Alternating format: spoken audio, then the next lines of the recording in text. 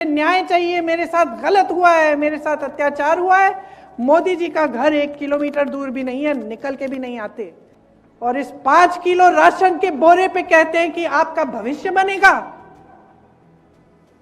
किसने दे दी इनको ऐसी हिम्मत?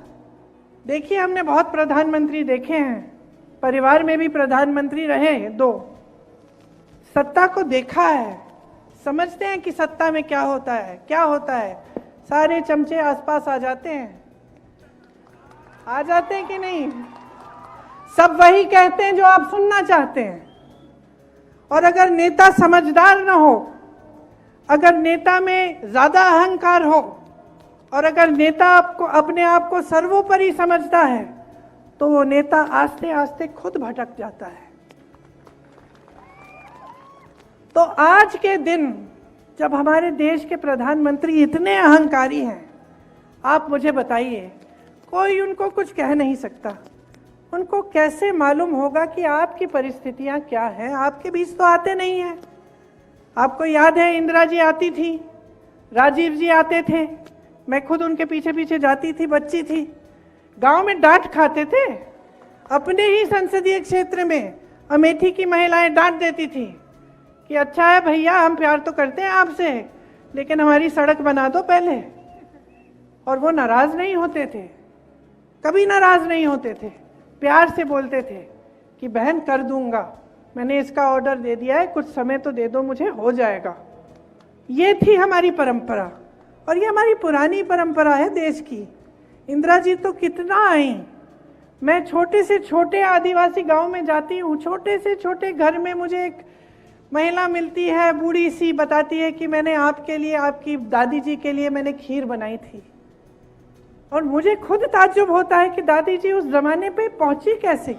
हम तो हेलीकॉप्टर लेके, फिर गाड़ी में जाके, फिर कैसे पहुंचे वहां?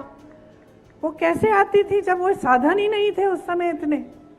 लेकिन वो पहुंचती थी, क्योंकि यही हमारे देश की परंपरा रही है, अहंकार की परंपरा नहीं रही है।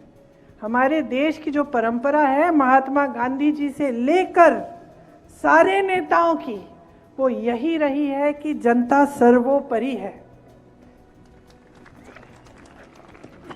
कि इस देश का किसान सर्वोपरि है।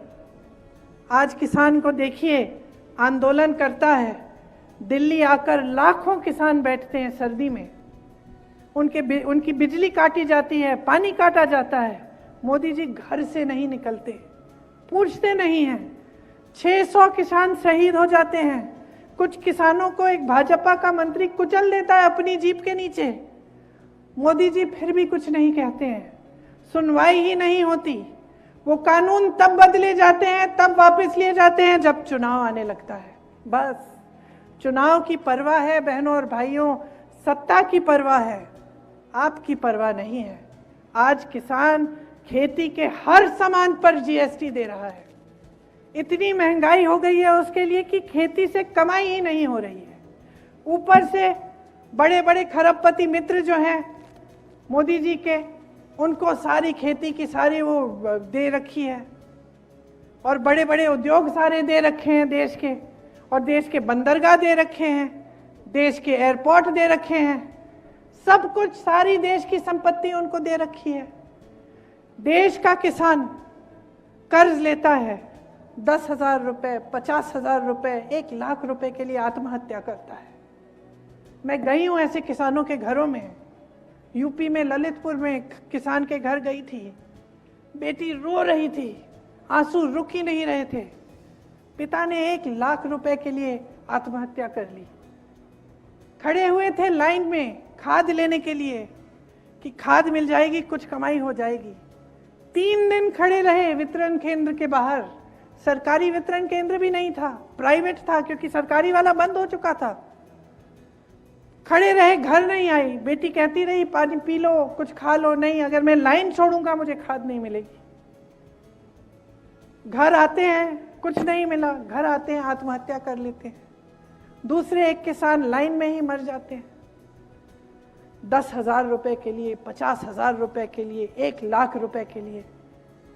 और मोदी जी के खरबपति मित्र, उनके लिए मोदी जी ने 16 लाख करोड़ रुपए माफ कर दिए। 16 लाख करोड़ रुपए का कर्ज उनका माफ, और किसानों के लिए 1 रुपया कर्ज माफ नहीं किया। कैसी सरकार चल रही है देश में? अपने आप से पूछो। कोई ये नहीं कहता कि उद्योगपतियों को आगे मत बढ़ाओ, बढ़ना चाहिए, रोजगार मिलेगा, चलो आगे बढ़े।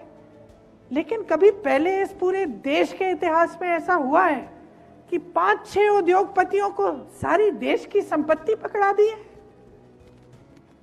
देश के बैंक, देश का पैसा, 16 लाख करोड़ रुपए उनको माफ।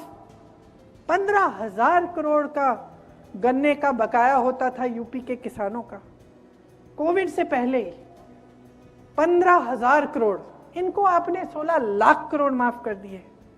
15,000 करोड़ का जो गन्ने का बकाया था वो भी नहीं दिया, उसके बजाय 20,000 करोड़ रुपए इन्होंने नए संसद को बनाने में लगा दिए, जबकि अच्छा खासा संसद था।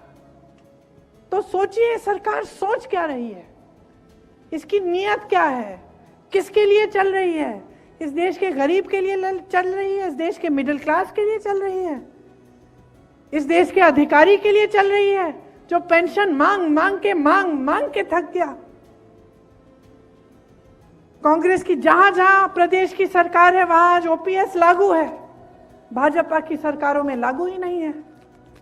अधिकारी घबरा रहे हैं, कह रहे हैं हम नौकरी के लिए जब गए थे तो हमें यह आश्वासन था कि रिटायर होंगे तो हमें पेंशन मिलेगा, कि हमारा जीवन अब सुरक्षित है। आज परिस्थितियां क्या हैं? पता नहीं कि पेंशन के पैसे कहां जा रहे हैं, किसमें डाले जा रहे हैं, घबराहट होती है। तो हर स्तर पे आप देखिए, चाहे किसान के साथ, चाहे आदिवासी के साथ, चाहे दलित के साथ, चाहे महिलाओं के साथ, हर स्तर पे झूठ का बोलबाला है। बस हम ये करेंगे, हम वो करेंगे, हम महिलाओं को स्वतंत्र बनाएंगे, ये करेंगे, पैरों पे खड़ा करेंगे। कुछ नहीं हो रहा है। महिलाओं पर अत्याचार होता है, मोदी जी मुंह फेर लेते हैं।